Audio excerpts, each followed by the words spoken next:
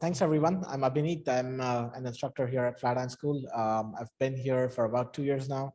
Um, love data science. Been doing that for about 8 years now. I have a master's degree in computer science as well. So yeah, um, and hello to everyone on the Zoom call as well. I think we can get started. So today, what we will be talking about is first we'll go through the environment setup part in just a little bit. Now, environment setup is basically just installing a few small technical things that we will be using to kind of like code. Um, it's going to be a little bit different for Windows and Mac. So I'm going to show you this for Mac. For Windows, it's pretty much the same thing. It's not something completely different.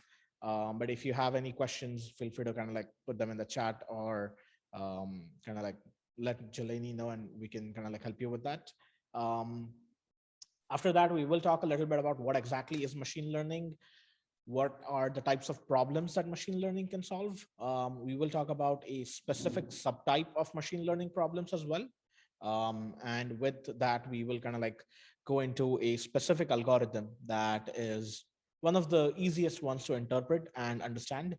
And then we'll talk about how companies try to use machine learning to interpret these models and kind of like make sense of the output and base business decisions on that. So I think I need to share my screen here, right? Let's see here. I want this one. Okay, we can close that. Okay.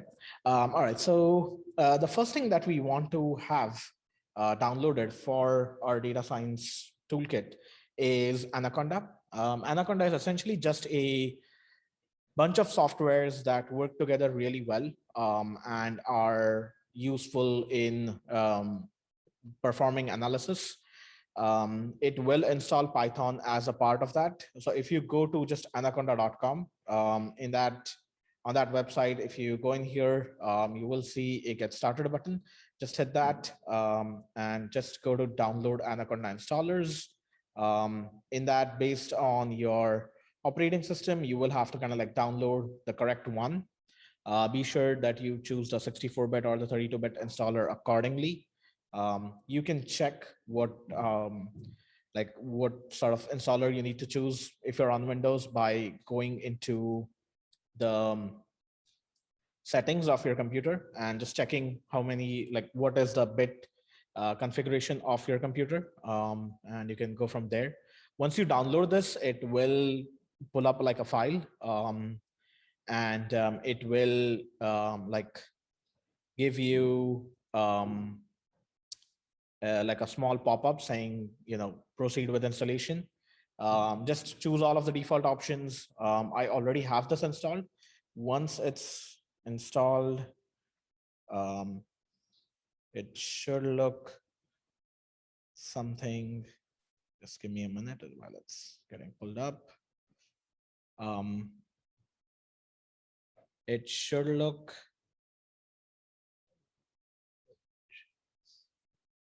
a second. Wait, where did my Anaconda go?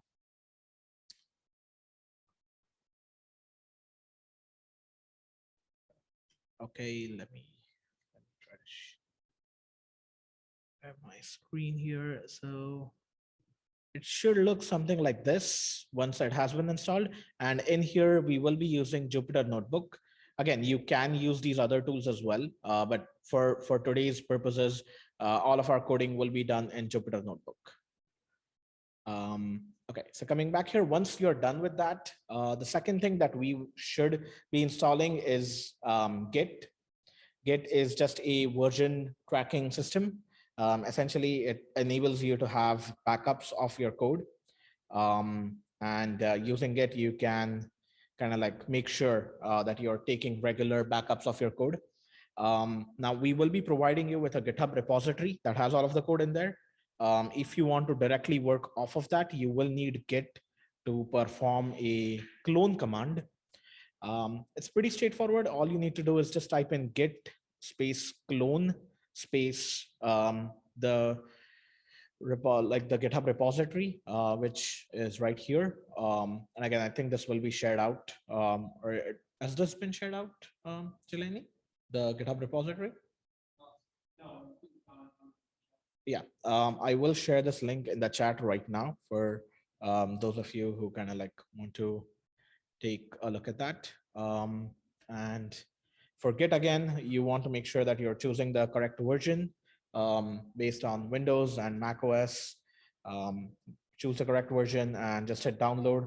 After that, it will go through all of the steps, and it should kind of like give you the way, the like everything to download and set up. Now, after that will be the interesting part, wherein after having all of this installed, you will need to install a few libraries.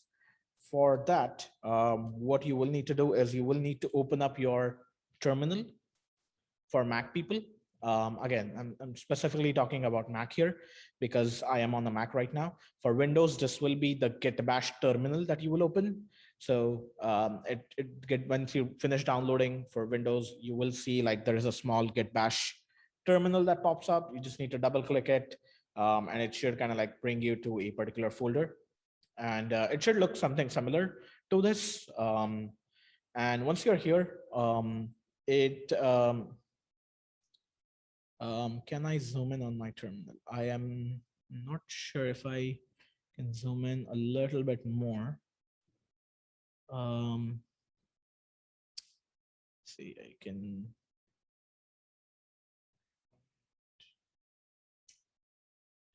Something with the. Does anyone have an idea of how to zoom in on like a specific window?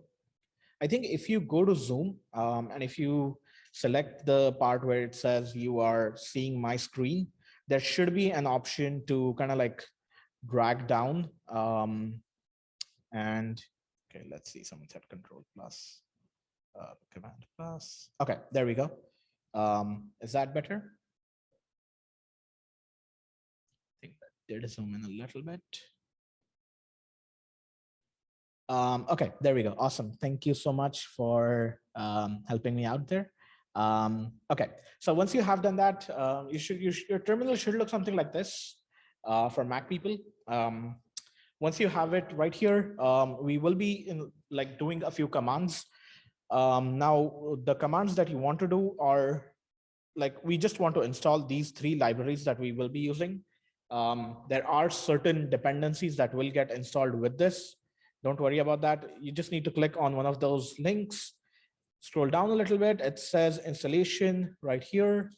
Just copy that, come back to your terminal, paste that, and just hit enter. It will run a whole bunch of things. Now for me, it has already been installed, so definitely you don't see anything. But just make sure that you install that. That should take care of everything. And you will need to do that twice because we do have different libraries being used. Just go to that link on the GitHub page, select that, come here, paste it, and again, it will kind of like try to install a few things. It's completely fine. And again, what you want to do is you want to go to the GitHub repository right here. Right here, click on those libraries where it says we will be using these libraries. Click on that library, scroll down until you see something called installation. Select that particular line, copy that, go back to your terminal, paste that in, and let it do its thing. And that should be it for installing everything. Hopefully you don't receive any errors doing this. If you do, feel free to like contact us, and we will be able to kind of like help you a little bit with that. Any questions about installing everything? Any questions from the folks joining us online?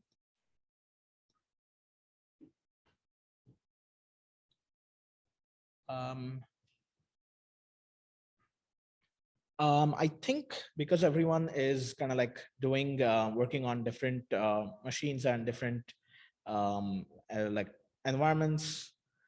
Um, okay, so yeah, before you start installing all of these, you need Anaconda installed from here, and you need Git installed from here.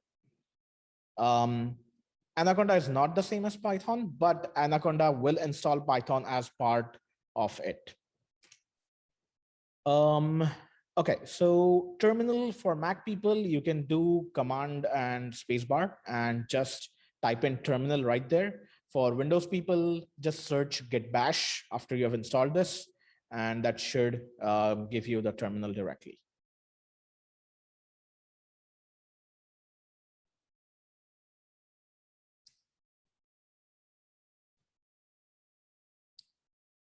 Any other questions? Okay. Once Homebrew finished installing, once you finished Anaconda and Git, just go to that GitHub repository that I just shared, click on one of those links of the libraries, scroll down to the installation part, select copy that line from there. And once you have copied that, all you need to do is go back to your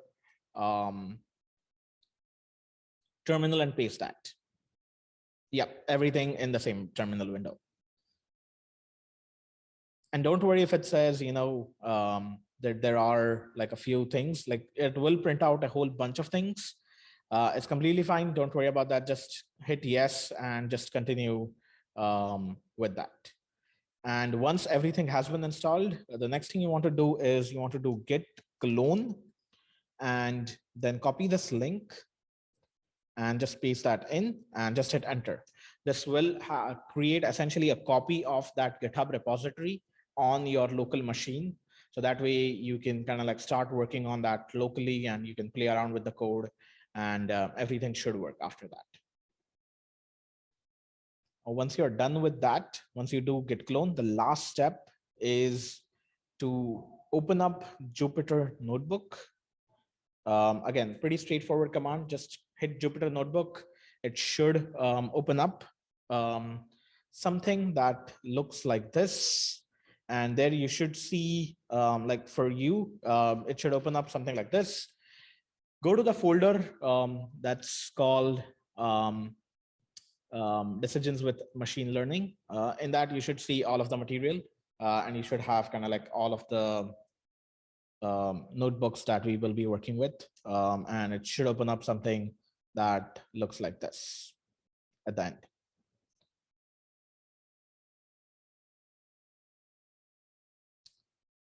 Unfortunately, okay, if you have ZHAs, that might take a while to solve. But yeah, I think that link should help quite a bit. Yeah, I think we can now proceed from this part, from the installation, and yeah, we can kind of like talk about the main part that we're here for, which is decisions with machine learning. Okay, so how many of you here have an idea of what machine learning is exactly? Let's go to the present mode. Anyone here have an idea? How would you define machine learning?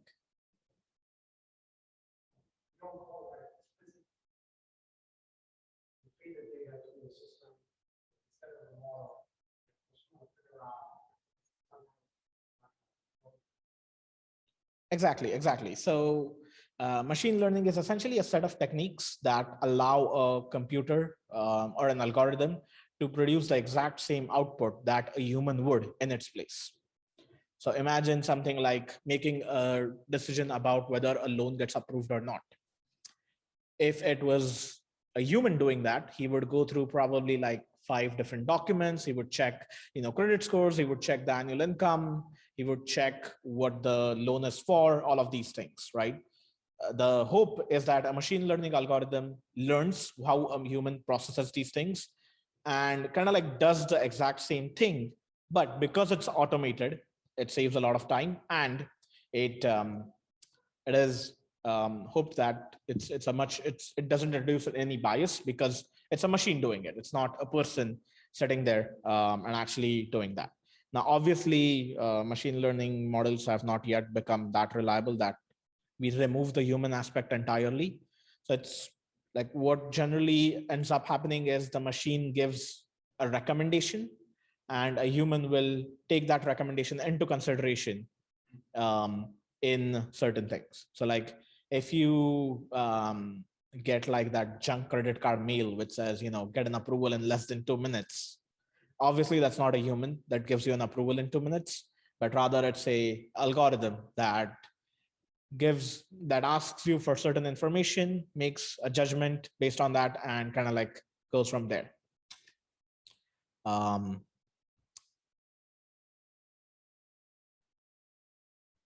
Yeah, exactly. Yeah, the slides are available in the repository as well. It's in the file called presentation. So yeah. Okay, so as I mentioned, it's a set of techniques that use data and algorithms to predict results.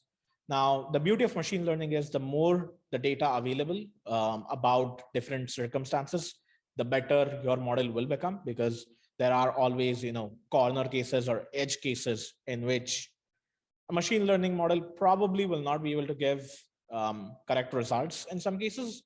So the more the data you have about such weird circumstances, the better the machine will get at predicting these things. So yeah, the most important part is good labeled input data. So labeled, essentially what I mean by labeled is the machine should know that this is a loan that was approved and this is a loan that was rejected.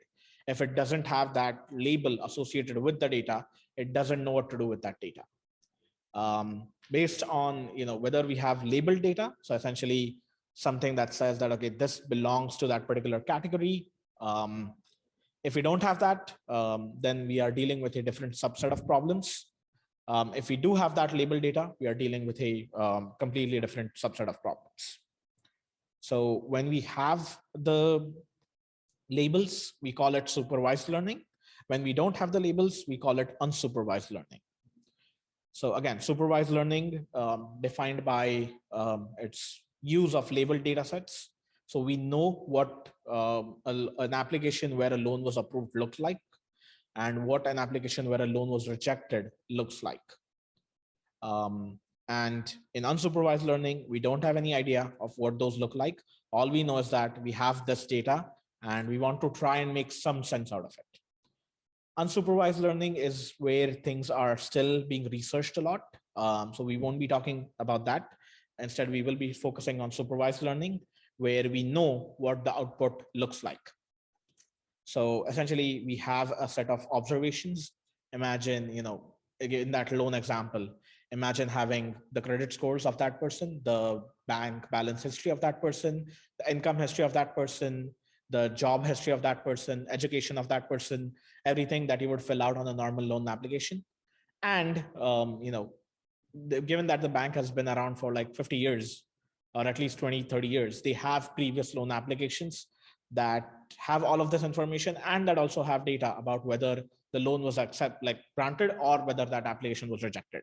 So we use all of that data and show that to the model and say, here is what a successful application looks like. Here is what a rejected application looks like. Based on this, formulate your own conclusions and tell me what I should do with this new application that's coming in. Any questions so far about that particular? Okay. Better in simple analytics, is it? Okay, so medical research, that's a great question. Medical data is a little bit hard to get just because there is so many different variables to consider. There are, every person's health is unique. There are multiple different combinations available or possible. And again, based on their age, their physical body status, things get very different. So it's not that effective yet. But in terms of identifying Skin cancers, there is some great research going on by Google right now, but everything right now is kind of like in an experimental stage for medical data. But it's useful in simple analytics. When we come to complex applications, we have a branch of machine learning called deep learning, which is where most of the research is going on right now, and that's more being used. Fitbit data definitely is something useful. You can definitely kind of like detect when a person's heart rate will kind of like hit maximum, and you can kind of like predict how many miles they might walk today, and all of those sorts of things. You might be able to predict their walking speed. You might be able to predict how long it will take for that exact same individual to go from place A to place B based on their historic data. So yeah, it's pretty useful in terms of Fitbit data, like essentially physical fitness data. And then what's the most effective implementation? Okay, so that's a great question. Credit card fraud detection, that's a really good example. Detecting fraudulent transactions on credit cards. They have a really strong accuracy rate right now. And all of that comes from machine learning. Now, the best applications or the best implementations of machine learning do happen to be in places where you have some sort of a two-step method, essentially one where the model is making a preliminary conclusion, and then there is a human who's kind of like validating that conclusion, and essentially going through the results of that model and making sure that this is actually kind of like a valid conclusion. Looks for correlation that is interpreted as causation. In a way, machine learning, well, correlation does play a strong part. We don't try to like coming up with the causation part is something that we have analytics for. So if a machine learning shows us that, okay, this is the result, it's our duty to investigate that result and kind of like make sure that we are coming up with an explanation as to why the machine learning model is viewing things that way. So yeah, it does require a little bit more research based on that. So yeah, financial markets as well. Definitely, that's a great great thing as well. Image recognition, definitely. Yeah, there are definitely tons of applications. Okay, so in supervised learning, there are two types of problems. We have classification problems and we have regression problems. Classification problems are essentially those where we use an algorithm to accurately classify a given data set or given data into specific categories. As I mentioned earlier, loan is approved or not. Very specific categories, person is healthy or not. Other examples, whether I will end up with a profit on a certain financial transaction or not, something like that. Whether a credit card transaction is authentic or a fraud, something like that. The other type of subproblems is regression problems, where we want to predict a continuous variable. So something like predicting the price of a home based on looking at number of bedrooms, number of bathrooms, location of the home, something like that. For today's talk, we will be focusing on classification problems because they're a lot more common than regression problems. Let's see, do we have any question?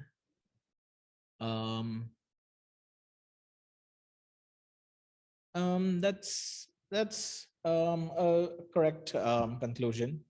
You would want to do like some sort of a placebo study. In that case, if you're doing like a placebo study, we won't be talking about that today, but that's not exactly machine learning, but rather you go into a sub branch of statistics called hypothesis testing, which is more efficient in giving you results about something like clinical trials, for example. So is a drug effective or not? Um, okay. All right. So moving on to classification problems. There are a very large number of algorithms out there that are useful in making any sort of like conclusion about data. Now, all of these algorithms do have certain specific things that they excel at and certain things that they are pretty bad at. So choosing the correct classifier is definitely a very important thing. And in our data science curriculum, we do talk about all of these classifiers mentioned here: decision trees, logistic regression, k-nearest neighbors, all of those. For today's workshop, we're only focusing on decision trees. A decision trees is a more well-rounded algorithm, generally works well when you have numerical data. So by numerical data, I mean something like the age of a person, the bank balance of a person, something like that. And I don't mean their, education, for example, or their current work or their current job title or something like that. Yeah, let's talk about decision trees specifically. So decision trees are actually something that we do end up doing using quite a bit in real life without realizing it. So a great example on the side right here is, am I out of shampoo? There are only two possible paths, right? You're either out of shampoo or you are not out of shampoo. If you are out of shampoo, do you want to go and get some right now? Is it raining? If it is raining, then I will not go to the market. If it's not raining, then I will go to the market and I will get more shampoo. If I'm not out of shampoo, then there is no point in going to the market to get some shampoo. So essentially, the decision that I needed to make was, do I go to the market to buy some shampoo, or do I not go to the market to buy some shampoo? And the path I took to make that decision is I first asked a question saying, am I out of shampoo? That was where it started, right? There are only two possible answers here, yes or no. Based on whichever branch I took, I further asked another question to clarify a few things. And based on that final branch, I was able to kind of like predict and say that whether I should go to the market or whether I should not go to the market. This is exactly what a decision tree does. It will look at data available to it, and it will try to find something that differentiates your entire data into two categories. So like, okay, it will, now as I mentioned in the loan example, it does know what a successful application for a loan looks like. It does know what a failed application or a rejected application looks like. So what it does is it will look at those two groups. It will try to find something that distinguishes those two applications, and it will create a split between the data. So essentially, imagine having the whole data at one point. It looks at, let's say, age. There is, it finds that, okay, in my historic applications, or let's say annual income, maybe if the income is less than X, applications get denied automatically. So then it will make a distinction here. And instead of saying, it'll essentially be like, okay, is the income less than X or greater than X? Greater than X, okay, put it on in a separate bucket. Less than X, just put it in a separate bucket, and those applications probably end up getting rejected. Now we come back to that greater than X portion. Now it will again try to filter out and see whether it has any sort of like applications that were rejected beyond that. Okay, so there might be that, okay, in a specific location, loans are rejected a little more because of certain higher requirements, maybe. So then in that specific thing, it will look at whether the loan comes from a certain location, yes or no. If it does, then, okay, you put it in a separate bucket. If it doesn't, you put it in another separate bucket. And you keep on doing this until you end up with such leaf nodes, essentially, where you don't need to make any more splits and where you are comfortable saying that, okay, this loan is approved, this loan is rejected. So yeah, that's about decision trees in just a little bit. Let me pull up a wait. Let's see here. Let me pull up a image right here of what exactly a decision tree looks like. Okay, now can everyone sort of like see that image? Okay, so this is where we started. And that's where we have all of the data together. That's called the root node. You can clearly see that there are, it says 750 samples right there. Don't worry about that Jenny or that value right now. All we want to focus on is the number of samples. So now there was a variable in our data called marital status, whether a person is married or not married. So it says marital status 0, meaning the person is not married, 1 meaning the person is married. So marital status less than or equal to 0.5, it essentially split things and it sent 300 samples to the right who are people who are not married. And similarly,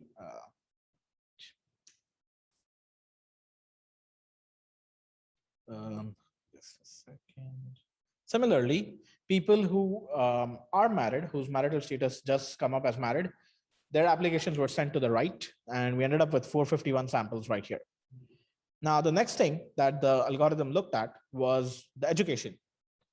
What is their education? So education school, if they went to some school, then the algorithm put them to one bucket. People who did go to a different school were put in another bucket. Now, with these people, it looked at their occupation. What is their current occupation? Does it fall in the white collar category? If it does, it went to a separate column. If it did not, then it went to a separate column. And it continued doing like this until at the end, you see that the boxes are either colored blue or they're either colored orange. And blue and orange were the two classes of our data that we started with. So essentially what the algorithm did was it continued making these splits until it ended up in a place where it could comfortably say that, okay, all of these applications belong to one class, all of these applications belong to a certain other class. So yeah, that's the beauty of decision trees. You can actually visualize the entire tree and see what it looks like. Now, let's say a new application comes in. We have the framework sort of like built out. So the first thing we do is we check whether the new applicant is married or not. Based on that, okay, the person is not married, let's say, we go to the left. Then we check whether the person has a bachelor's degree or not. Okay, let's say the person has a bachelor's degree. We come down here now. We check whether the person works less than or equal to 46.5 hours per week.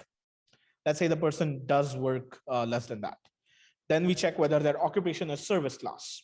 Okay, if it is, let's say, then we again check the hours per week. And we continue doing this until we finally end up at a place where no more comparisons can be done. And we safely can say that, okay, that person has an income of over $50,000. Did that make sense? Any questions about that so far?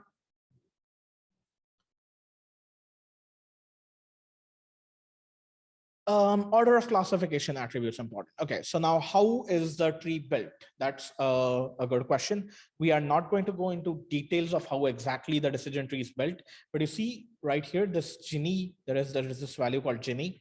Essentially, the idea is that if I have attributes, or if I have samples belonging to two classes in my data, the split I make should be such that it minimizes the number of samples that I have belonging to either class. So essentially, the idea is that I choose such a feature that distinguishes the data the most between the two classes. So you can clearly see here, I had 375 samples belonging to both the classes. After making the split, I had 246 samples belonging to one class and 47 belonging to the other class. So there is still some things left over, but The split I made was such that the data belonging to one class moved to one side and data belonging to the other class moved to the other side. Similarly, if we go to the other side, you'll see that only 128 samples belong to class 0 and 327 samples belong to class 1 or the other class. So essentially, the idea is that we make a split such that data belonging to one category goes to one side and data belonging to the other category goes to the other side.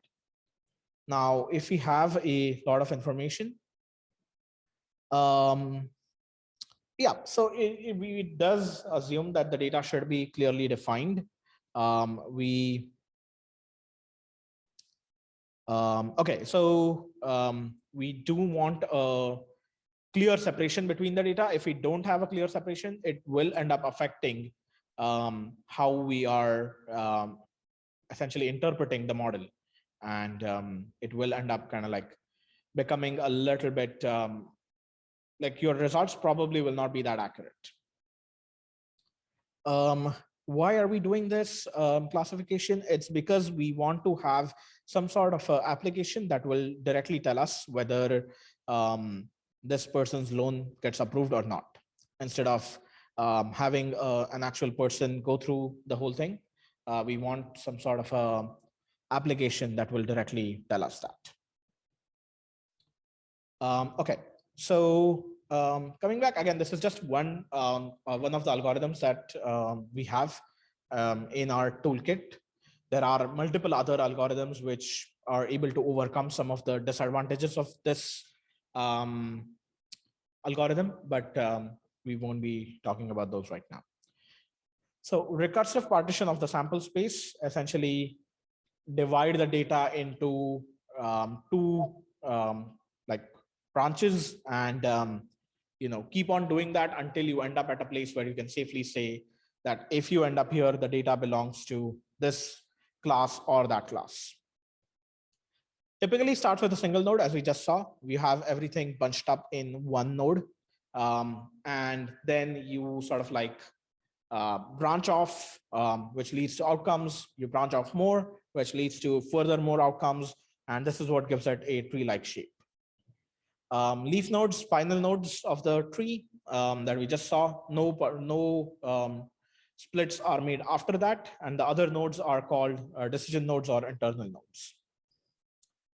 So what are advantages of these decision trees? Easy to read and easy to interpret. You can actually view the entire tree, and that makes it much easy to very easy to kind of like understand why a decision tree made a decision. Essentially, they are easy to build. You can do this by hand by looking at the data. If I give you like 5 points, it will be very easy for you to actually build a decision tree by hand. And just by observing the data, you can clearly see what are the things that are separating data belonging to classes. Less pre-processing required. You don't need to do too much stuff with the data. You can actually get something done pretty quickly. Disadvantages of decision trees. If you have a lot of data, it can become very complex. You can end up with a tree that goes on forever. It is extremely susceptible to small changes in the data. If you have some weird results, the decision tree can get very it will try to accommodate those changes as much as possible, even though it might not be something that you observe a lot. And then another disadvantage is that as you increase your data, the training time does increase a lot. Okay, so I think with that, we will kind of like now look at just one small visualization about machine learnings. So here we have data belonging to homes. Essentially, we have a certain number of homes from New York, and we have a certain number of homes from San Francisco. And the task here is to essentially classify whether a home belongs to New York or San Francisco. And just to give you an idea of what exactly a decision tree will do, The first thing it ends up looking at is elevation. So it finds that the homes in San Francisco are at a much higher elevation than New York. And it makes a partition based on that elevation, right? Green is San Francisco, blue is New York. It makes a partition based on that. Now you have these two different sub branches. In one of the sub branches on the left, it looks at price per square feet. Price per square feet is higher in San Francisco compared to New York. So it is able to kind of like, differentiate the data based on that. On the right side, it looks at price, the direct price of the home. The direct price of a home seems like is much higher in New York compared to San Francisco. And it is essentially able to classify homes accordingly. Now, at this point, it can kind of like stop with this side because it has gotten a pretty good result. But it will continue because there was some data left apparently. Now at this point, it will stop with this branch. It will stop with this branch as well. And it'll kind of like continue with the branches where the results are not clear.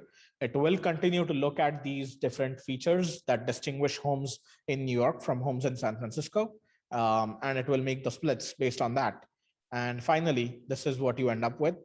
And now if I give you all of that same data for a home and ask you to classify whether that home is in New York or San Francisco, all you need to do is kind of like follow along and compare these exact same thresholds. And you can go from there. Now this doesn't display the exact threshold, but you should be able to get that information when you actually implement the code. Any questions from guys over here? Okay. Is ML just a bunch of if statements? That's partially correct. It is at its core a bunch of if statements. So yeah. Does the order of the nodes bias the leaves? Not really.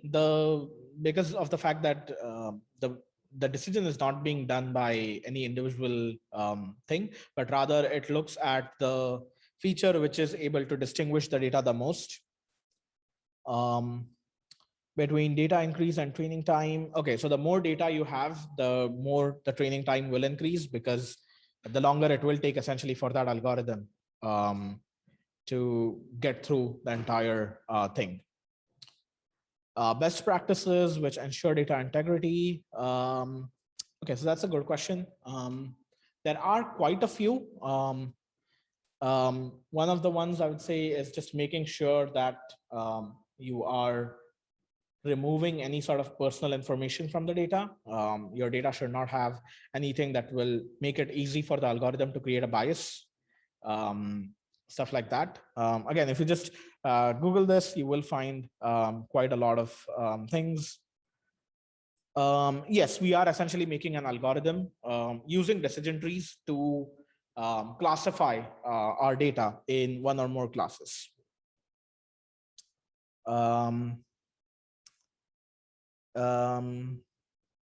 Yes, exactly. We need training data. Essentially, we need something that says this is a loan that was approved, this is a loan that was rejected, because without that, the algorithm will not be able to form these thresholds and construct the actual tree with which it will give your final results.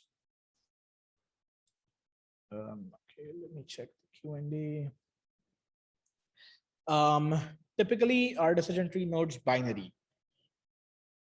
Generally, they are. There are some special cases in which you can have like a 3-way split being made or a 4-way split being made.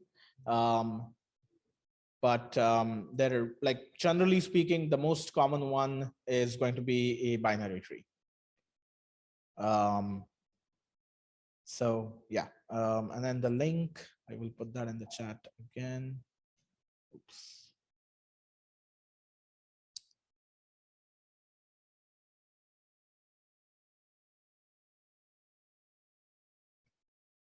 Yeah, we only need training data for supervised learning. Exactly. If we don't have training data, then we are dealing with unsupervised learning. Okay, so do decision trees fall apart? Okay, so the algorithms that we are talking about will essentially just exclude any missing data. And that's generally one of the steps to ensure data integrity as well, that you remove any missing data.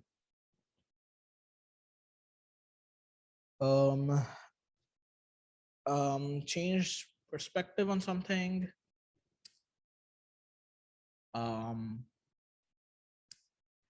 Okay, so not exactly change the perspective, but an exciting time when I implemented an algorithm was when I was like, this was like 3 years ago when I was working in the industry. And I was essentially tasked with developing an algorithm that identified or that predicted how long it would take to fix an error based on existing reports. And we started with a proof of concept. We developed a small algorithm that was able to predict how long it would take to fix an error based on current resources. That started out as like a proof of concept that we were just showing that we could do something, and that ended up with that company that I was working for getting like a huge contract to build that out as part of a huge company's essentially sort of systems monitoring platform. And that they were able to kind of like estimate the time by using machine learning to identify how long it would take to fix a certain issue and address the issue accordingly. Like if it was a major issue and it was going to take too long to fix, they would task additional resources to it. Or if it was just a minor thing, then they could potentially just let the people working know that the system is going to be down for this long and prepare alternatives.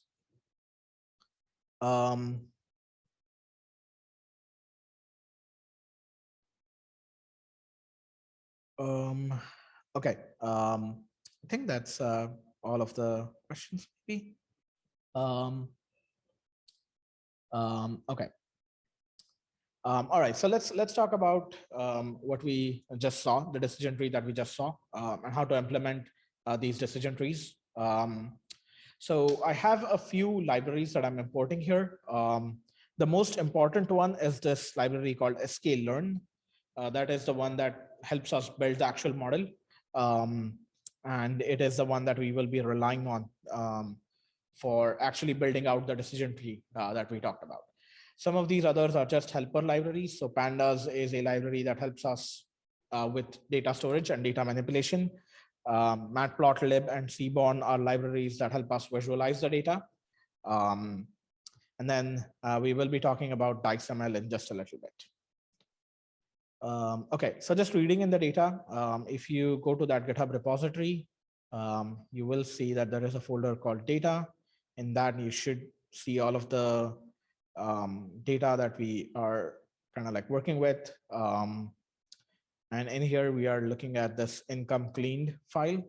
And that's just because of the fact that that data does need some pre-processing before we can kind of like work with that. So what are the things that we have and what are the things that we are trying to predict? We are trying to predict whether a person's income is over $50,000 or not. If their income is over $50,000, that gets labeled as class 1. If it's below $50,000, then that gets labeled as class 0. What are the input variables that we have? We have the person's age. We have their work class. So what is their current work like? We have their education. What sort of education have they completed? We have their marital status. We have their occupation. And we have how many hours per week they are working. We have approximately 1,000 values. And again, the more data, the better. But the more data you have, the harder it becomes to visualize that data. And that's why we are restricting ourselves to just 1,000 entries. Again, this just shows what are some of the values looking like. So we will continue. So just briefly recapping what we talked about decision trees. There are features and there is a target. The target here is whether the person's income is over $50,000 or not. The goal is to make a decision based on some metrics. We continue doing the partitions until a stopping condition is hit. The stopping conditions might be something about number of data points in a final partition. It could be something about layers, how many layers deep we go, something like that. A quick note about how the splits work. The way these splits work is it tries to make the best decision at that time. So it might be possible that it's not making the overall best decision, but it goes for the best decision at the time. So it might happen that, okay, because we did the split, we ended up doing more work in the future. Whereas if we did a different split, you might be ending up with a smaller tree. But because it does not look at what the tree will look like after doing the split, it just makes the split based on what it thinks is the correct answer at that point. It might happen that down the road, this split might become a little more tedious for us, but that's fine because we don't have the computational power to kind of like visualize and make sure that we are making the correct split at every single point. So just a small thing to keep in mind.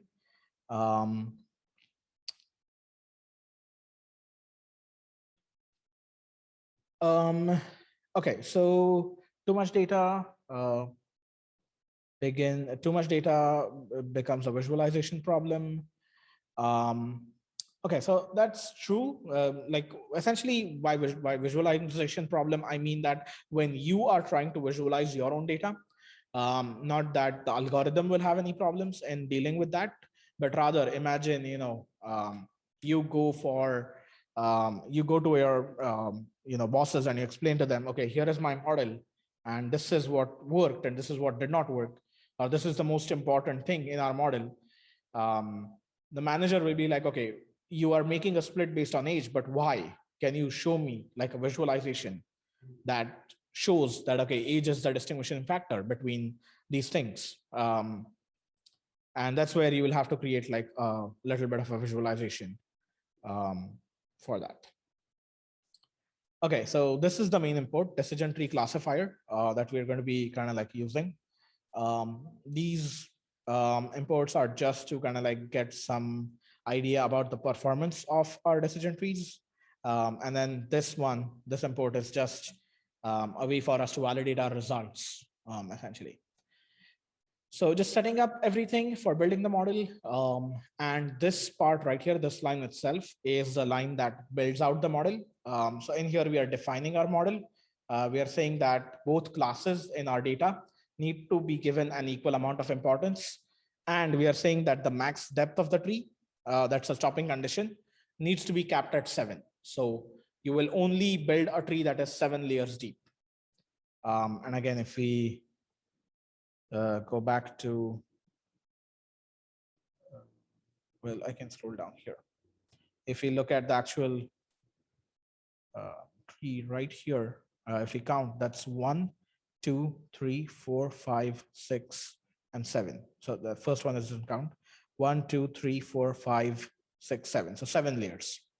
Essentially, we are capping the number of layers in our tree to 7. The first one, the white one, doesn't count. Yeah. Okay. And then this is where we are fitting the tree. We're actually telling the algorithm, okay, here is the data. Here is the values of the features. Here is the values of the actual prediction or the actual class. So these are data for people whose income we know is over or below 50K.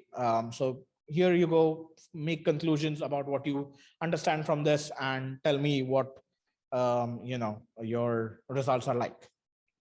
And then what we do is we hold a part of the data aside to test our model. And we kind of like plot this thing called confusion matrix. It's just a way for us to describe the results. So on this, we have the true label and the predicted label. So the true label is what the data actually was labeled as, and the predicted label is what our model said the result was. So you can see that there is a little bit of a misclassification in some cases. So for about 27 observations, our model predicted that the income was below 50K when actually the income was over 50K. I made a spelling mistake there. Sorry about that. But yeah, that's essentially a way for us to identify results and just check what the results might be looking like.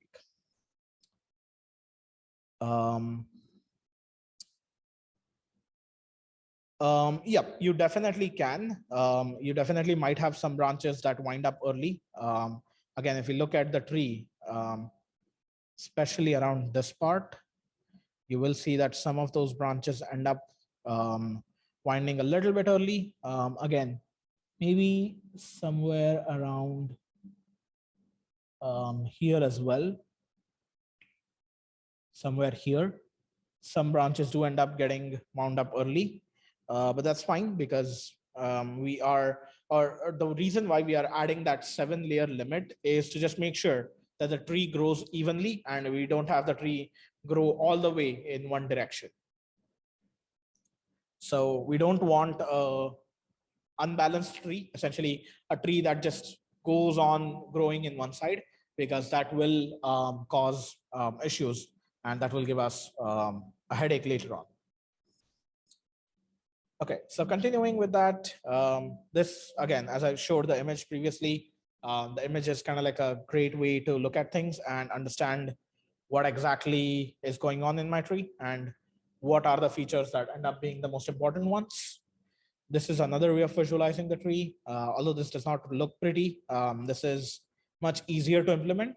And then we also have this. Now, this definitely does not look very pretty, but the great thing about this is you can actually zoom in and you can see how many observations we had belonging to each class. This is the same exact tree. You can actually even move things aside and kind of like get a better idea.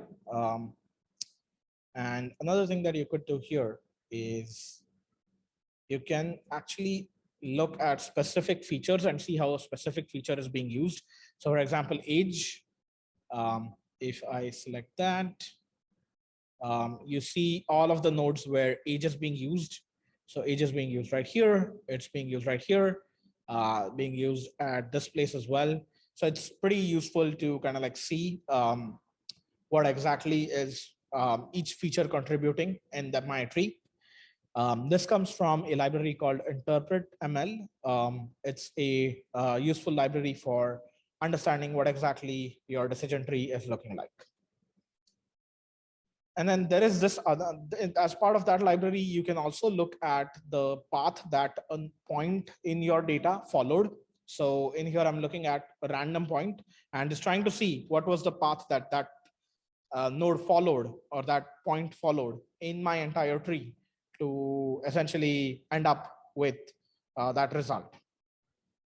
So you can clearly see that the first thing that got compared was whether the person is married or not. The next thing was the algorithm checked its education. The third thing was its age. The fourth thing was again the age. And then the last part was just hours per week. Any questions so far?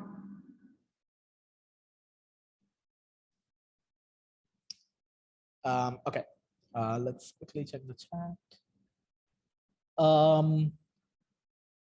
Yes, the code, the tree was actually generated in that one line that we did right here. And the rest is just kind of like we saved that tree in this variable.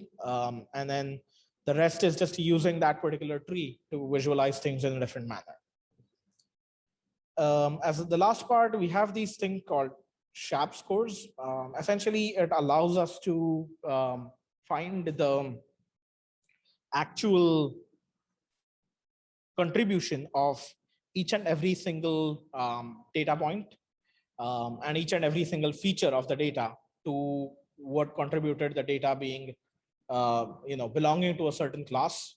In here, you can clearly see that the person's income is higher than $50,000. What you see right here, this 0.79, is the probability that that observation belongs to a certain class.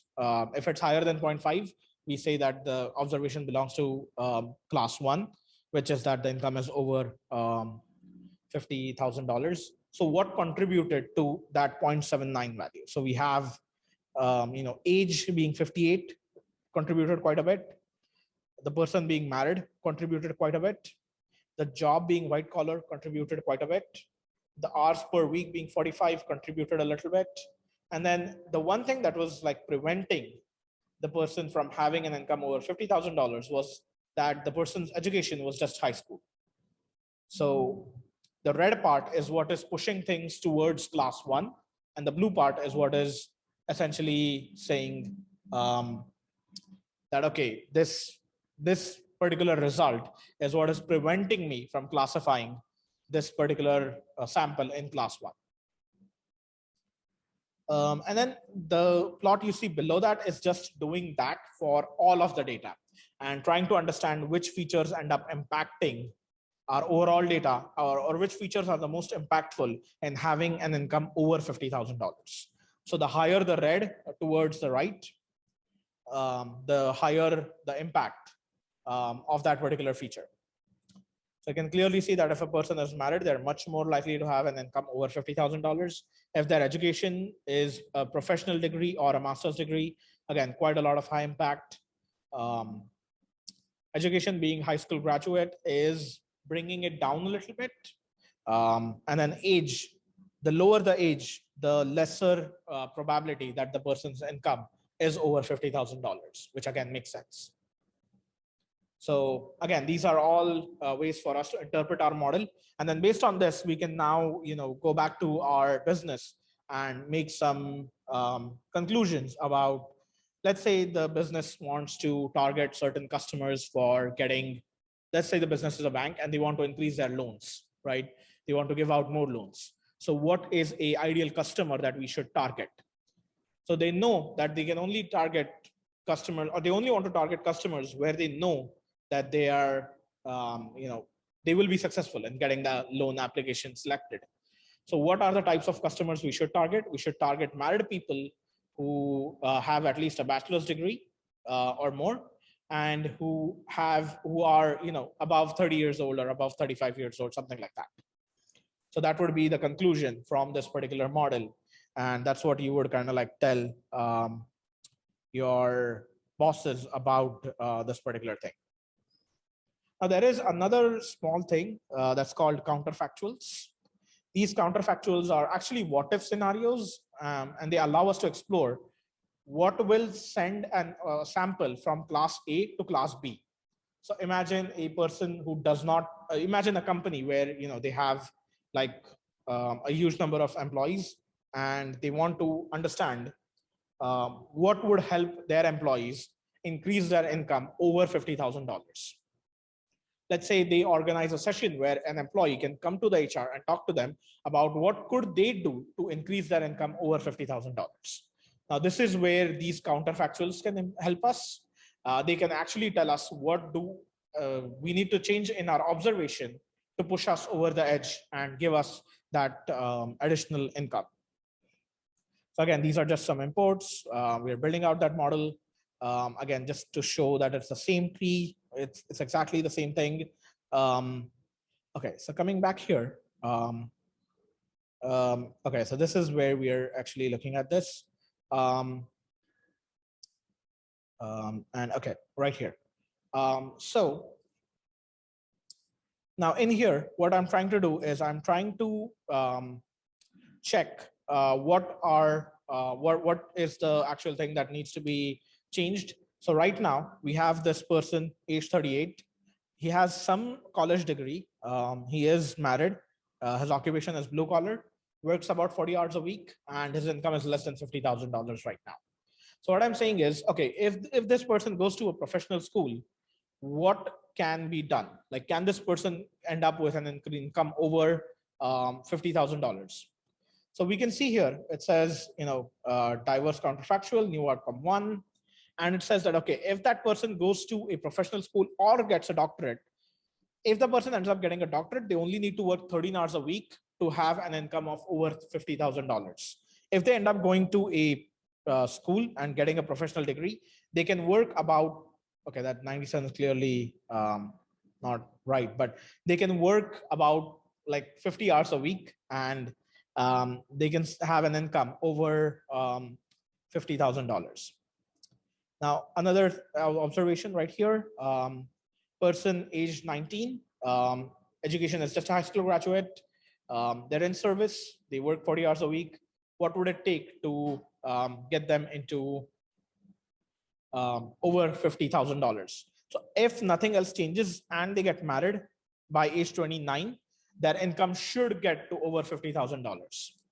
So that's what this tells me. And again, that's because I am restricting the age to a value of 20 to 30. So I'm saying, okay, if the age goes between 20 to 30, when does this person actually end up with an income of over $50,000?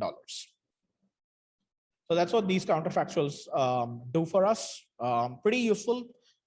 They're still being explored. They're not completely being used in business as of yet, just because it's a little bit of a newer technology. It just came out like 3 years ago, 2-3 years ago. There are still some of kinks being worked out. But yeah, it does have a lot of potential, and definitely a lot of businesses trying to use that. And then it allows us, this library also gives us feature importances. So how much did a particular feature contribute to classifying that particular observation as belonging to that particular class? So we can check for a random observation here. So for that observation, the one that we were just discussing,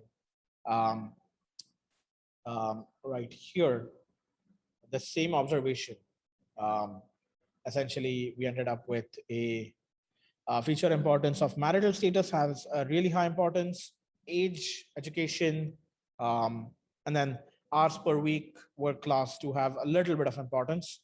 And then globally, we can, if you check for all of the data, marital status and education end up being the most important factors. Age and hours per week do have significant importance as well. And then occupation and hours per occupation is kind of like the least important factor for the overall data. Okay, so yeah, I think that was what I wanted to talk about today. So essentially, how do we build machine learning models?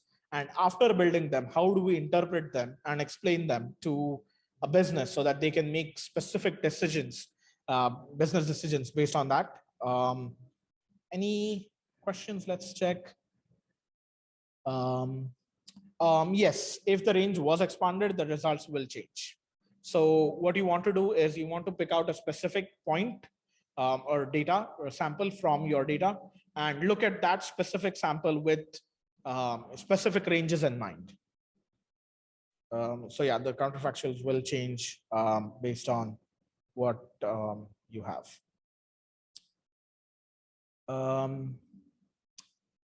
Okay, awesome. If you guys have any further questions, let me know. I think I'll hand it back to Jelani.